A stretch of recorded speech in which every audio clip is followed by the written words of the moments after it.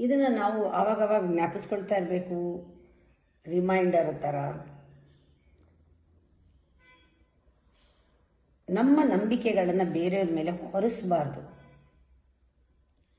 ಬೇರೆಯವ್ರ ನಂಬಿಕೆಗಳಿದ್ದಾಗ ಅವ್ರು ಏನಾದ್ರು ಹೇಳಿದ್ರೆ ಬಾಯಿ ಮುಚ್ಕೊಂಡು ಕೇಳಬೇಕಷ್ಟೆ. ಜಡ್ಜ್ಮೆಂಟ್ ನಿನ್ನ ಕಡೆಯಿಂದ ಇಲ್ಲ, ಸುಮ್ಮನೆ ಕೇಳು. ಹೀಗೆ ಮಾಡಿ ನೋಡಿ. ಆಮೇಲೆ ಎರಡನೇದು, ಸೆಲ್ಫ್ ಇಂಪ್ರೂವ್ಮೆಂಟು. ಇದು ಖಂಡಿತವಾಗ್ಲೂ ಪೂರ್ತಿ ಮನಸ್ಸಿಂದ ಮಾಡ್ತಾನೇ ಇರಬೇಕು. ನಮ್ಮನ್ನು ನಾವು ನೋಡ್ಕೊಳ್ತಾನೇ ಇರಬೇಕು. ಬೇರೆಯವ್ರು ನೋಡ್ತಾರೆ, ಬೇರೆಯವರು ಅದು ಹೇಳ್ತಾರೆ, ಅದಕ್ಕೇನು ವ್ಯಾಲಿಡಿಟಿ ಇಲ್ಲವೇ ಇಲ್ಲ. ಏನು ನಮಗೆ ಚೆನ್ನಾಗಿ ಗೊತ್ತಿರಬೇಕು, ಪೂರ್ಣವಾಗಿ ನಂಬಿರಬೇಕು, ಪೂರ್ಣವಾಗಿ ನಮ್ಗೆ ಅರ್ಥ ಆಗಿರಬೇಕು. ನಾವು ಯೋಚನೆ ಮಾಡೋ ರೀತಿಯಲ್ಲಿ ಬೇರೆಯವರು ಯೋಚನೆ ಮಾಡೋಲ್ಲ. ಆಗ ಎಷ್ಟೋ ಎಕ್ಸ್ಪೆಕ್ಟೇಷನ್ಗಳು ನಿಲ್ಲುತ್ತೆ. ನಾವು ಅರ್ಥ ಮಾಡ್ಕೊಂಡಂಗೆ ಬೇರೆಯವ್ರು ಅರ್ಥ ಮಾಡ್ಕೊಳ್ಳಲ್ಲ. ನಮ್ಮ ಅರ್ಥ ನಮಗೆ, ಅವ್ರ ಅರ್ಥ ಮಾಡ್ಕೊಳ್ಳಲ್ಲ. ಹಾಗೆ ಬಿಟ್ಬಿಡಬೇಕು.